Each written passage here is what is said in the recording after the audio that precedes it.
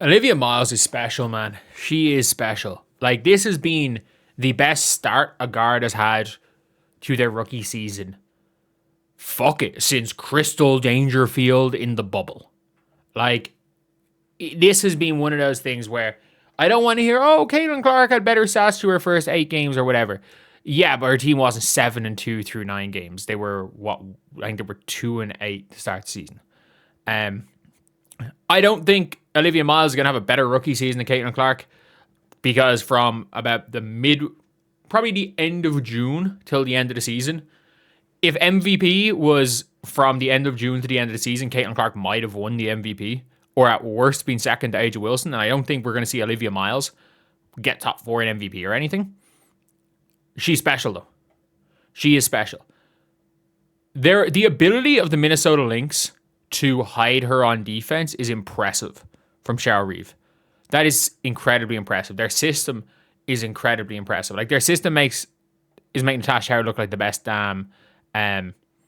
like, what you call it, the best defense, like, to make her look like a depoy again. And we saw her in Indiana. Like, she chose when to play and when not to play defense. But the way the Lynx are playing defense is incredible. And even Olivia Miles is able to funnel people into Natasha Howard. And then you've also got her running the pick and roll. And it's great that there's a coach. She's playing for one of the best coaches in the world. Immediately there, hitting Nia Coffey there in the pick and pop. That is Coffey, yeah. I keep mixing up Nia Coffey and Olakosu when they're on the floor. But, like, she's so fun to watch. And, like, I had my one, like, negative of Olivia Miles in college was the fact that she couldn't guard a parked car. But, like, you're looking at somebody who, this is where I'm like, everyone questioned Olivia Miles for going to TCU because they were like, oh, if she goes to TCU, she's never going to win a national championship. She might at Notre Dame. Fuck that.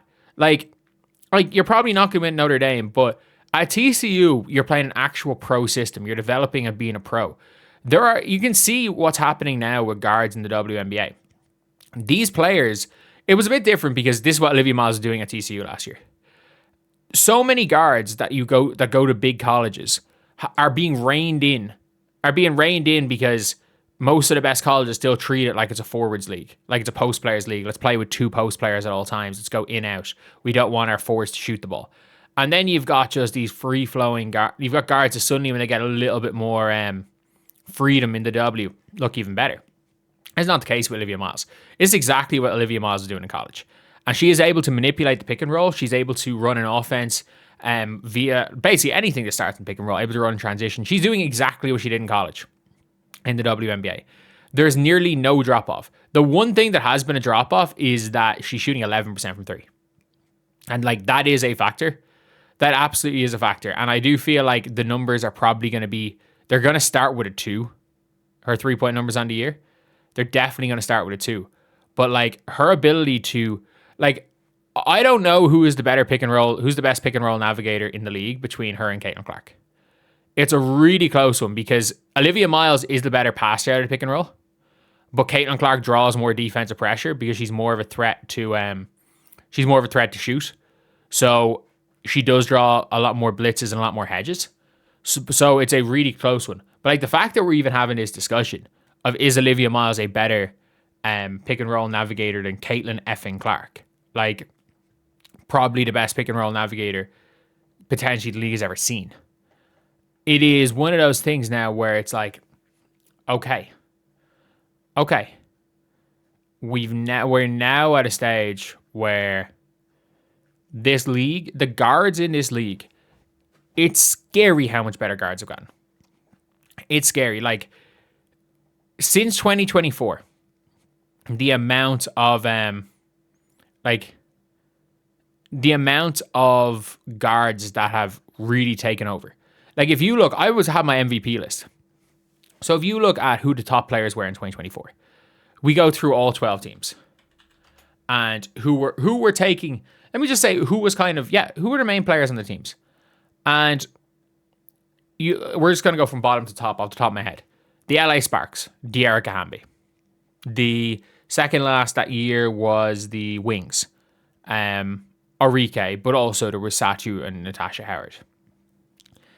Then after that was the Sky, Angel Reese, because Kennedy Carter was missing a bit. They forced through Angel. Kennedy Carter didn't play that much end of the year. Then you had, who else didn't make the playoffs? The Mystics. In fairness, they ran through Ariel Atkins. After the Mystics, the Dream made the playoffs. I'm going to be real. They ran through Ryan Howard. No, they didn't run through Ryan Howard. They ran through Tina Charles as much as anything.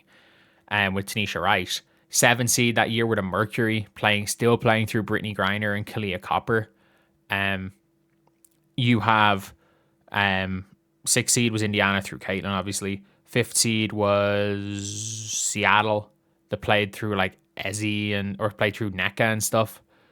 4th seed was Vegas, obviously Aja. Then you have Stewie, Fee, and the 3rd seed that year was Connecticut going through AT.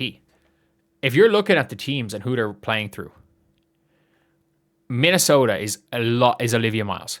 Atlanta, they're not playing through anybody, even though Jordan Canada's been brilliant. But they just run, and whoever gets the first open shot takes it. You've got a team playing through Paige and Jess Shepard, a modern big and a guard. Ace is Aja because she's just the GOAT.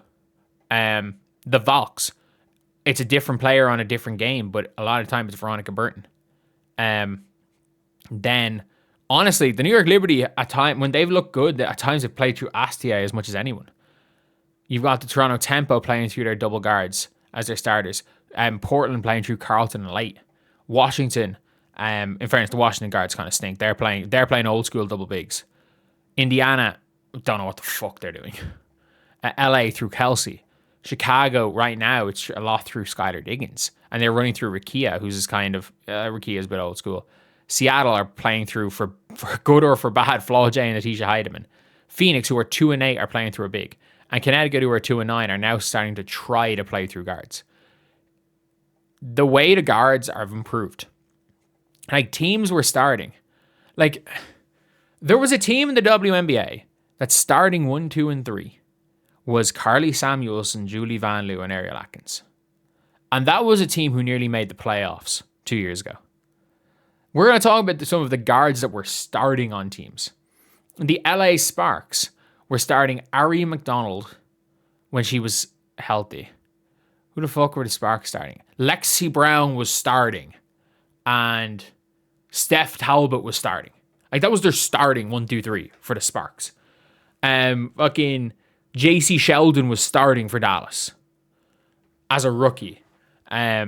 Chicago had Lindsay Allen playing point guard and fucking Michaela Onyenwere playing the 3. Like, you're looking at these teams now and it's like fuck it, even the good teams, even some of the good teams, like Ty Harris was starting for Connecticut 2 years ago. And now you're like, there are players that were starters 2 years ago that were relatively young, that are out of the league, close to being out of the league, or basically not playing anymore. These standard of guards improved so much. And the crazy thing is that, like, for however good Olivia Miles is, like, she's going to be one of the best guards. Like, Olivia Miles should be in contention for Team USA. She should be. Like, I fully believe, like, the likes of Olivia Miles, I feel like Olivia Miles and AZ Fudge should be in contention. I think what AZ brings, she could be very, very good. I don't care if she's not been with Team USA before. And about familiarity and stuff. Like, you're gonna do it. Like, I think they should be fighting it out. Like, I think they should be fighting it out. Like, I don't think there should be a spot for anyone based on seniority. Like, you're looking at it, and it's likely Jackie Young, Kelsey Plum, Sabrina Ionescu. It's likely all these people have places. And there's a world where, like, it's probably between any new players coming in and Caitlin Clark for the last spot. But, like, still, it's, like, the way the guards are has gone crazy good. But anyway, yeah, that's the video. See you guys.